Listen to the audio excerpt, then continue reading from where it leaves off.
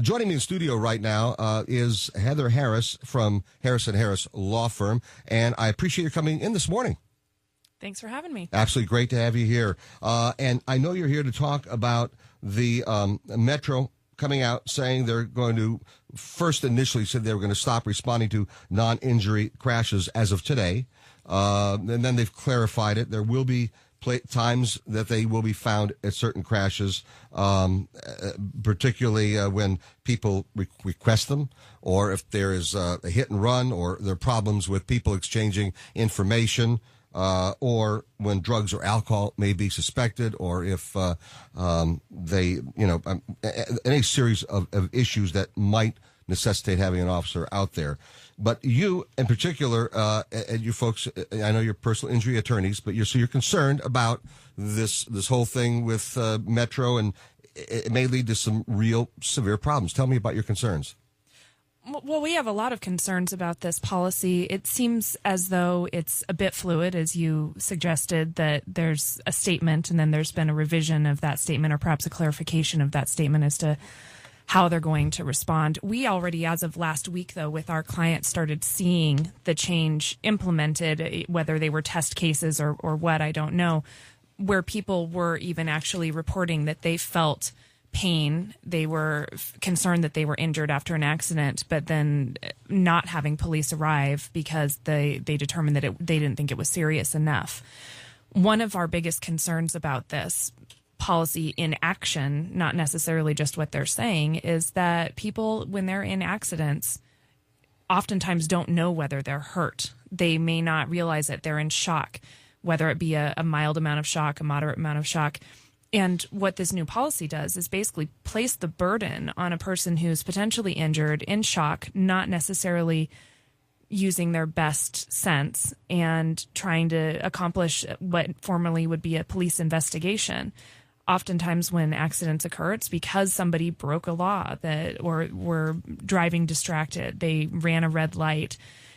Now you've placed a burden on somebody who's been hurt potentially, and maybe struggling, even if they don't know that they're hurt immediately, maybe struggling to figure out how to handle a situation, and are now having to confront another person who potentially was the person that hurt them. So it's hard for an individual to conduct that kind of investigation. Well, yeah, I understand that, and there are concerns. We'll talk about some of those. One of the thoughts from the Metro is that this will free up more time for officers to tackle higher priority issues, and that they say one property damage accident that they attend to takes an officer more than 90 minutes to handle it. And during that time, more crashes are happening. So, some which could be more serious than the one they happen to be at. So they're saying that some of these so-called minor accidents, which don't involve a lot of serious injury, may take a lot of time that they shouldn't be taken. And I can't really speak to what Metro's statistics are. As a lawyer, I generally tend to question some of these kinds of things and wonder where they get that information.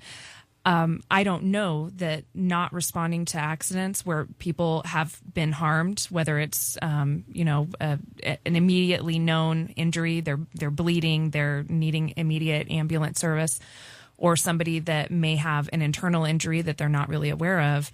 I have a hard time understanding how a lack of police responding at that point helps that person. So let me ask you, if an officer did show up, how would it still be determined whether or not a person in an accident wound up having internal injuries? I mean, again, if that doesn't manifest till later on, how is an officer being present going to determine that at that point? Well, I'm not saying that an officer has medical training where they're supposed to diagnose an injury, but an officer would be a third party that's independent, that wasn't involved in the incident, that could then have a different point of view and may be able to at least assess for things like shock. They may be able to tell whether somebody is having a problem speaking correctly. They may be, which sometimes occurs when you have things like a closed head injury, where you don't know that you have a problem and until you actually go in and see a doctor, but there's small symptoms that can be apparent. It's a really dangerous thing. Somebody could die. They could die shortly thereafter. And if you don't have a person who's on scene that is helping moderate the situation, if for lack of a better word. You're having people that are in that situation potentially trying to conduct their own investigation of an accident, trying to talk to witnesses, trying to talk to another person who may or may not be hostile. I'm worried about that for our client's sake as well. Hopefully we can count on our fellow citizens to do the right thing, but this is a very transient community, and sometimes you get interesting characters here and people that aren't intending to stay, and they don't have a real vested interest in necessarily doing the right thing. I think that's a fair statement, because it is a transient community in a lot of ways, and you could wind up with hostility. There was a road rage shooting that occurred at Rainbow and Trop several weeks ago, where words were exchanged. They pulled up to the, I think it was, they're going north on Rainbow, I believe, and they stopped at Trop, and one car rolled down the window and started shooting and killed the guy in the car. Kids were in the back seat. You never know who you're going to be encountering, and you always, as we've told our kids, you always have to act as if every other car around you has a firearm in it. You have to actually act that way. I mean, in order to be able to protect yourself. So you don't flip people off. Don't sit on the horn. Don't yell to people and things that you shouldn't be yelling to people and stuff like that. So you're right. There are people who come from outside of the community, and I don't know whether that shooting was done from somebody outside the community or not. But you just never know, and you've got to be very careful. And that is a problem. You get into an accident with somebody who's hostile from outside the community. They've come from California or somewhere, and they got an attitude. It might present a problem trying to get information from them. You just never know. On the other hand, the police don't show up at accidents even now or prior to today on an immediate basis. Sometimes it takes quite a while to get out there. So by the time, the accidents happen, the police get out there, some people have dispersed already. We'll come on back in a moment. I have Heather Harris with me from Harris & Harris Law Firm. You may have questions about this because this starts today. This procedure where police will basically, for the most part, stop responding to non-injury accidents. It starts today. It started today already. As Heather said, some of it may have actually been occurring last week in preparation, but it officially goes into effect today. And I know you have questions about it, and we'll take some calls at 257-KDWN, 257-5396, 257-KDWN. We'll come on back and talk to more with Heather Harris about this. I'll tell you one of the concerns that I have as well on an insurance-related basis. We'll talk about that. It's being initiated today to not respond to non-injury crashes. Again, that begins today. We'll talk more about that. Take your calls as well at 257-KDWN, 257-5396. Heather Harris with Harris & Harris Law Firm joining us here in the studio, and appreciate your being here. Thanks again. Good to have you here. All right, so let me give you one of my concerns about this this policy. That is that right now, if an officer does come out, and I don't know how we'll have. I've got the DA coming in tomorrow. We'll see what he has to say, and we'll talk to the sheriff about it in the next few days. If there's an accident and someone has broken the law, let's say there's no injury whatsoever, but someone has broken the law. They went through a red light. Which I've seen here in town. People just fly through a red light. Oh, it's red? Okay. And there's no officer there, and there's an accident, but no injuries. How do you determine who's at fault? And the insurance companies then are going to have to battle it out among themselves, because one's going to say, well, my client got hit because your client went through a red light. The other one will say, well, you proved that. So now, it's going to, I think it will exacerbate the costs of the insurance. It'll increase insurance costs because now they're going to be forced to do what? They're going to have to get investigators to go on out and to look into these cases. And that's going to cost the insurance company more money. How are they going to pay for it? Well, you're going to pay for it. I'm going to pay for it. People who are insured are going to pay. I mean, this is how I can see one of the problems that's going to occur. And I know you're a personal injury attorney, but I also can see this going to affect people's pocketbooks just as much, even if there's no injury. We're really concerned about that as well, and it's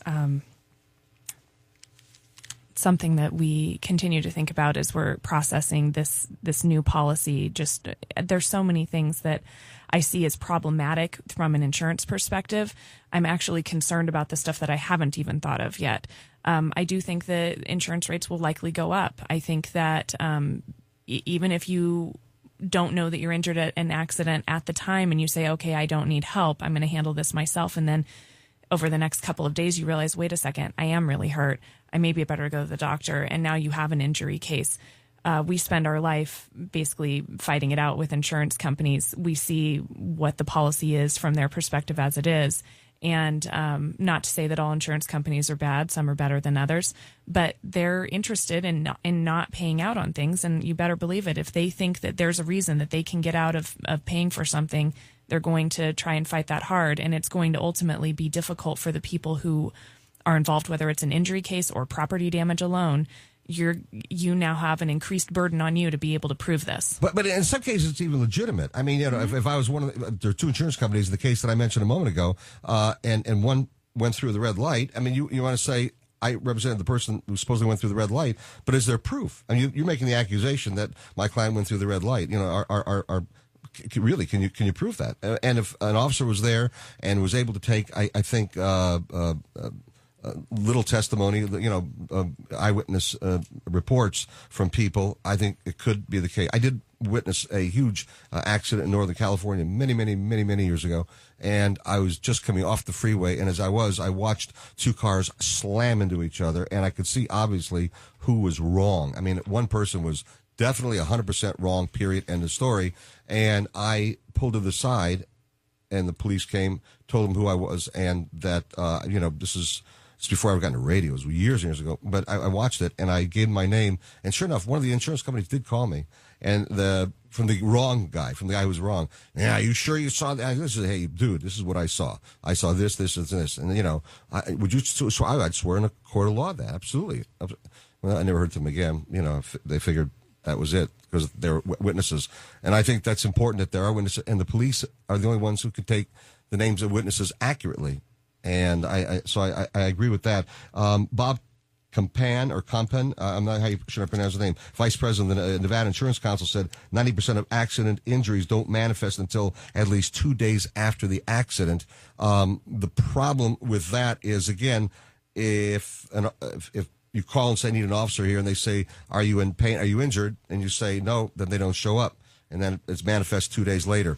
Problem is, and you and I talked about this off the air, I would say to people, if there's any thought maybe there's injury, you don't know, I would say, I don't know. Are you able to go ahead and to drive your car, as you said? You have to answer, you know what? I'm not certain that I can. I don't know. So that would force them to come out, even though you're not 100% sure there's an injury. But if you have any concern, I think that's how you'd respond. From our perspective, seeing injured clients every day, who honestly, that the information you're presenting is absolutely correct. Most people who are injured in accidents, unless it's an immediate traumatic injury that is absolutely apparent, broken legs, bleeding, whatnot, you don't often know about internal injuries until a couple of days later. Correct. And then suddenly you're just going, wow, that really was a bigger impact than I realized. And we know people who've, who was it? It was Liam Neeson's wife. She was on TV talking about her a couple weeks ago. She got, I know it wasn't a car accident. No, it was a skiing accident, but nonetheless, it was just a little headache, no big deal. Turned out to be much bigger than that, and she wound up dying as a result. So you're right. A crash could occur. You've got a little bit of headache. I'm not sure. I don't think it's any big deal, and it could wind up actually being much more severe. 257-KDWN, 257-5396. Wilfrey, is that the case? Wilfrey? I'm not sure. You're on KDWN. Welcome to the show. Well, thank you, Alan. Thank you for this discussion this morning. Yes, sir. First, I'd make the comment called true and actual impact cost accounting. That's what this is about. It's about accountability. I've been watching this insurance fraud game for so many years now. And what happens is that the police facilitate us to pay money into automobile insurance, which is just a scathing criminal act, because you shouldn't have to have automobile insurance unless you're involved in an accident. So I assume the police have some strategy here. They're going to phase this in. But more than likely, they're calling for some type of accountability, Alan, because you should see the people I drive behind who don't have a clue how to drive, and our government's doing this to us. And yet, I got insurance. Yeah, well, honey, I'm tired of paying for the 16 cops that spend 16 hours investigating your trial so the trial insurance guys can make money and all the see what I'm saying? Well, no, I absolutely get it. I get it. Do you have a question for Heather? Well, I assume she's a personal injury attorney, and I would think she would have a statement from the police. Of course, she would come on to defend their interest, which is what we're really talking here. Defend whose interest? I'm sorry. Say it again. Well, the personal injury. What happens when you get a connived or contrived economy, which people make up? Certain people feed off that industry, that sector, and those people do not want to have full discussions. This is a perfect example of us, the society, paying again for cops for people that. No, I get what you're saying. I appreciate your call, Swan. I want to thank you very much. I think he's concerned that people will use this as a means to make money, and I'm not sure that's the case as much as we're not going to really know, again, who's at fault or not, and that is going to produce. It's going to cause insurance companies to do more investigation, and yet it's going to cost us more for insurance.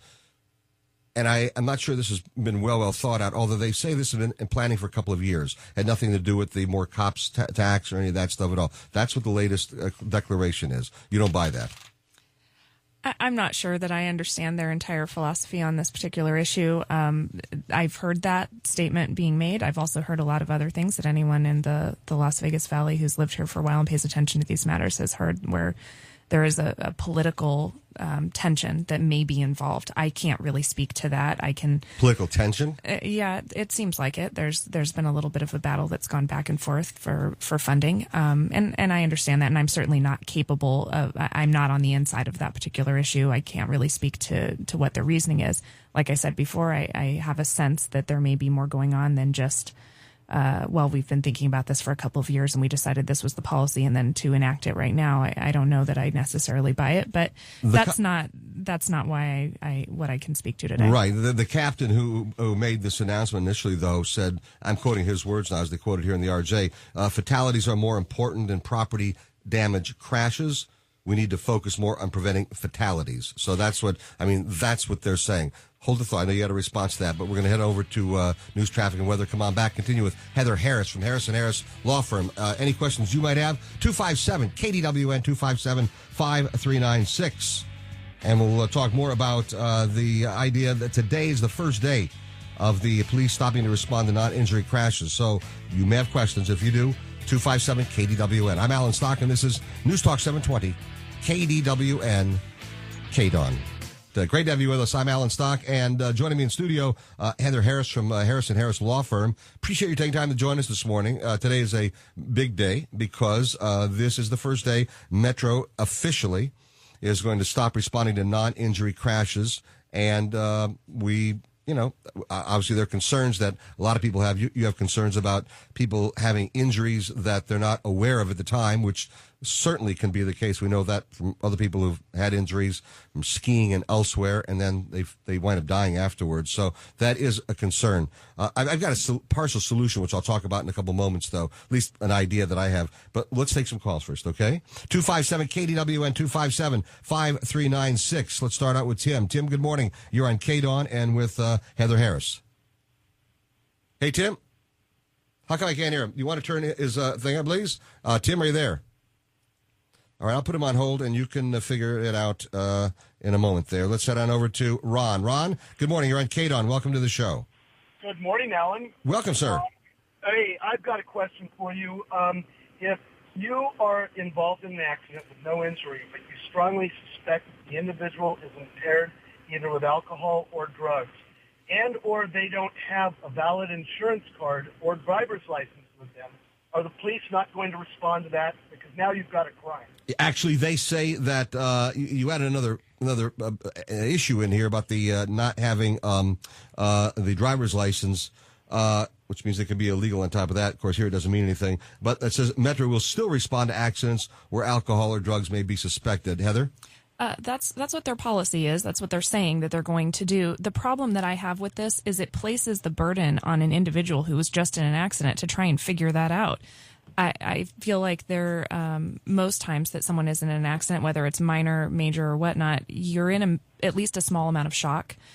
Trying to assess whether someone is giving you valid ID from possibly any state in the union, possibly internationally, is a very difficult proposition. Might be able to tell if somebody is impaired, but it also could be a factor of that person being injured as well. Certainly you should call the police at any time that you suspect that that's a problem, and you should be insistent. You shouldn't just say, oh, well, I think we're okay, we'll just deal with it. If you feel like there's a problem, you need to say, no, I really need your help. I really need somebody to come, and this is why. And just, be as insistent as you possibly can be. Say that you have suspicions that person is under the influence of something, or maybe their ID looks really phony or fishy, or whatever the case is. Or as I said before, I'm not certain that I can drive. You asked me if I'm okay to drive, and you know what? I don't know. I'm not going to lie and say, yes, I can, or no, I'm not. I'm going to go, I really don't know. I mean, I'm in such a state right now. I'm not comfortable by saying, yes, I can drive. And so, I mean, that would be a very truthful way of responding. It should be a truthful way of responding, and I think there's a difference between different types of individuals, and I don't like to completely generalize, but a lot of people don't like admitting that they might need some help if they're questioned about it. One of the problems I have with this policy is that it takes away the police just coming as a matter of course. It takes away the opportunity for a third party to be involved as a matter of course, and you have a situation where a person then is being questioned about it before the police are even there. We'll talk about that concept in a minute and how we can mitigate that possibly. Ron, appreciate your call. I want to thank you so much for joining us this morning. 257-KDWN, 257-5396. Fernando, you're on KDON and with Heather Harris. Welcome to the show, Fernando. Hey, good morning. Morning, sir. I have a quick question. Is there any way we can charge a fee to both parties in a traffic collision? Well, that's an interesting point. Say me and Alan are in a traffic collision and charge both parties.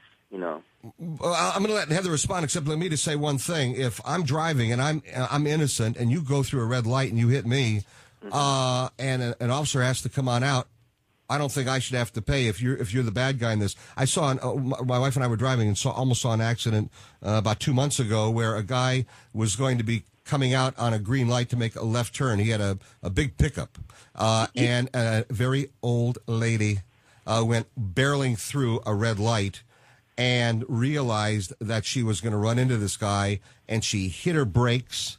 And I'm telling you, she came in within inches of hitting his pickup. I think she may have been more damaged than him, but I actually saw this. In that case, if there had been an accident, it was her fault blatantly. So, I mean, if anybody would have to pay, I would imagine Heather? Yeah, I understand the concept that you're suggesting, but I agree with Alan on this one. One thing that I thought of, and I mean, we're just, trying to figure out what the possibilities for the future could be here, is having, there's already fines if you're ticketed, if you commit a crime, if you break the law. I don't understand why there couldn't be an additional, some kind of investigation fine that's given to the person who's found at fault.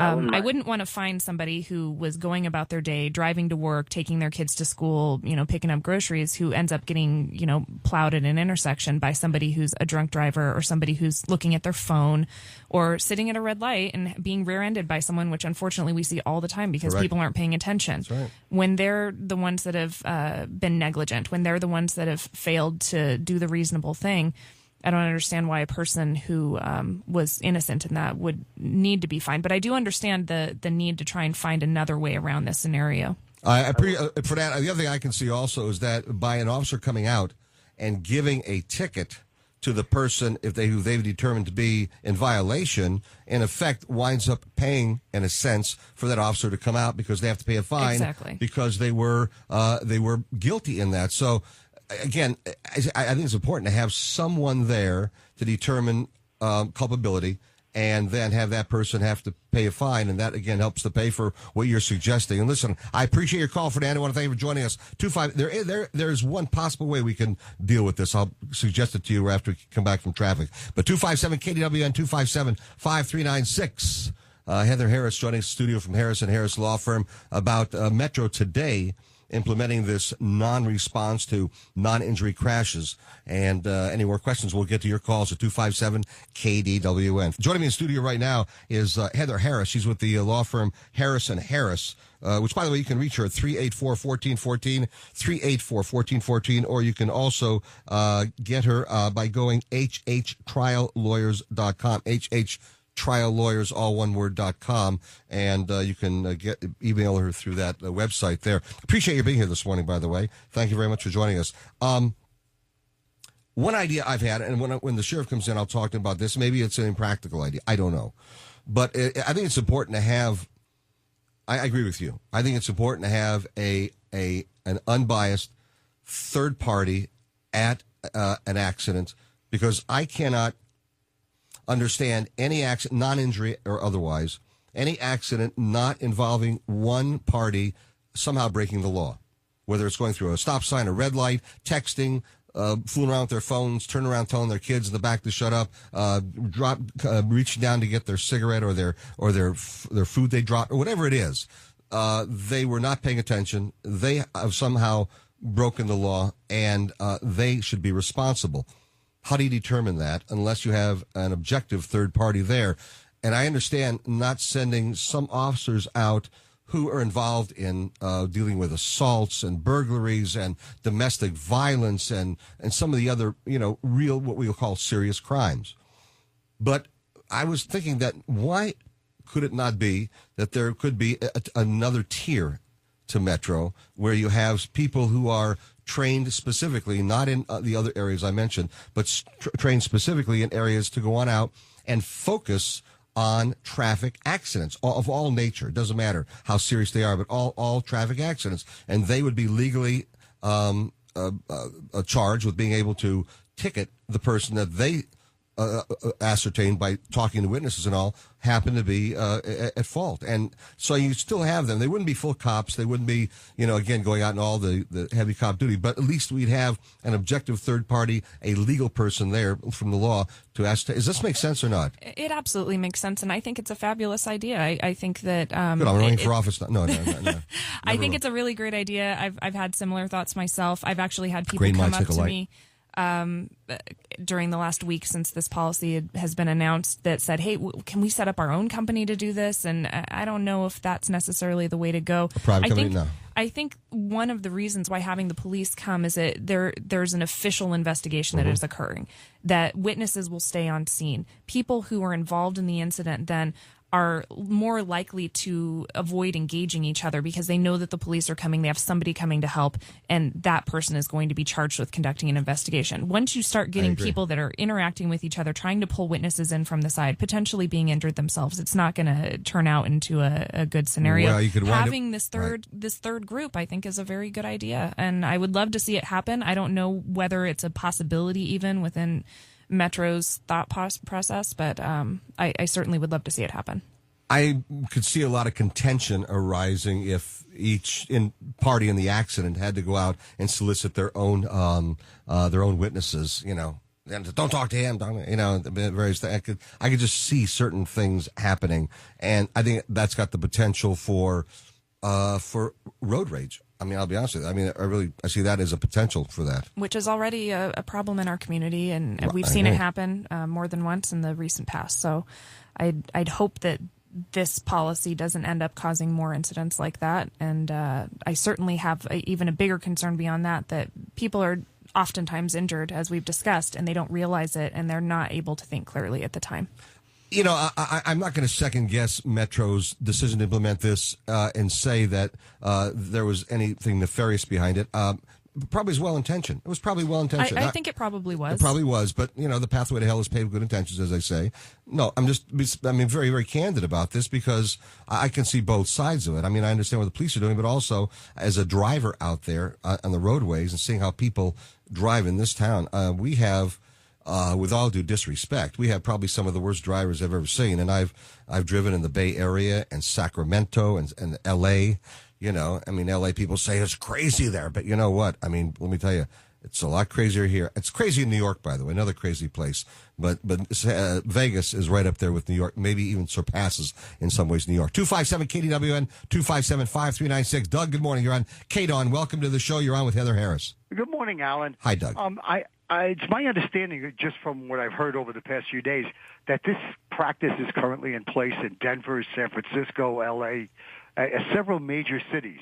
So does anyone know what changed in those cities Did anything improve? Were there any problems? That's a good question. That is a very good question. And if simply I'm in San Francisco, anything from San Francisco, I'd be skeptical of from the get-go, just given the fact that it's one of the craziest cities in the world. Yeah. Can you do me a favor, Heather? Can you find out what other cities have done this, what the impact has been, and later this week or next week, get back to me, back on the show and talk about that impact for a few minutes? Can you do that? Absolutely. And I do know there are other cities. I'd like to point out, though, that every city is very unique. Right. Las Vegas being particularly unique. And I don't know that even with comparing the statistics from other cities, whether it translates to how things can happen here. But it'd be interesting to look at. I didn't mean stats, but I meant those are the examples we can look at as to the pros and cons.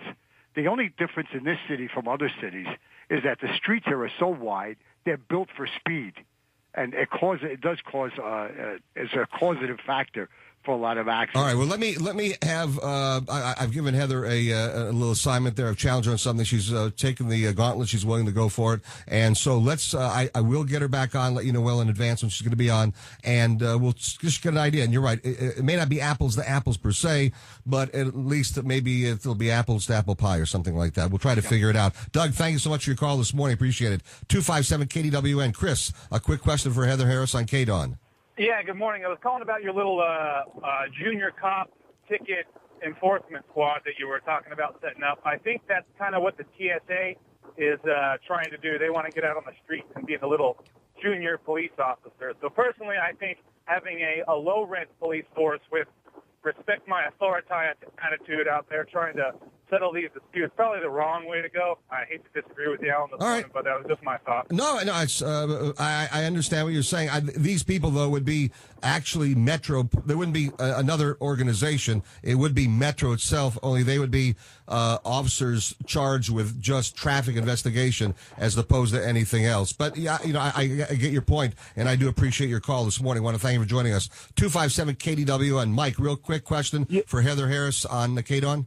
Yes, good morning. I was just kind of curious because I received a ticket, maybe a month ago or so. In fact, I called in about it when the DA was there. Yeah. But by the time they were done writing me up, they had two black and whites there, the motorcycle officer, and it was for a lane change that they said was improper signal. And, I mean, they were tying up three officers there the whole time we were there. My registration was in order. Everything was in order.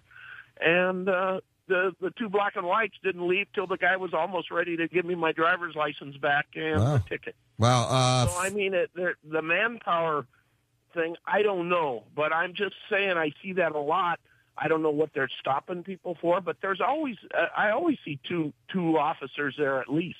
All right. Well, listen, I appreciate that. I remember when you did call in to talk to Steve Wolfson, and he'll be in tomorrow again, by the way. So you may want to chat with him at that point. Mike, thank you for joining us this morning. Again, I've been talking with Heather Harris from Harris & Harris Law Firm. If you want to get in touch with her directly, 384-1414, 384-1414. You can also go to hhtriallawyers.com. That's all one word, hhtriallawyers, hhtriallawyers, all one word, .com, or call 384-1414. And you and I will talk in the next week or so when you have information about, and again, it may not be 100% comparison, apples to apples, but we'll let you it'd be good to look at that. It'd be great to look at and have you, tell us what you found out. Thank you for being here. I appreciate it. Thanks, Alan. Heather Harris from Harris & Harris. So coming up next, it's Phil Ramos, retired homicide detective on Newstalk 720, KDWN, KDON. I'm Alan Stock.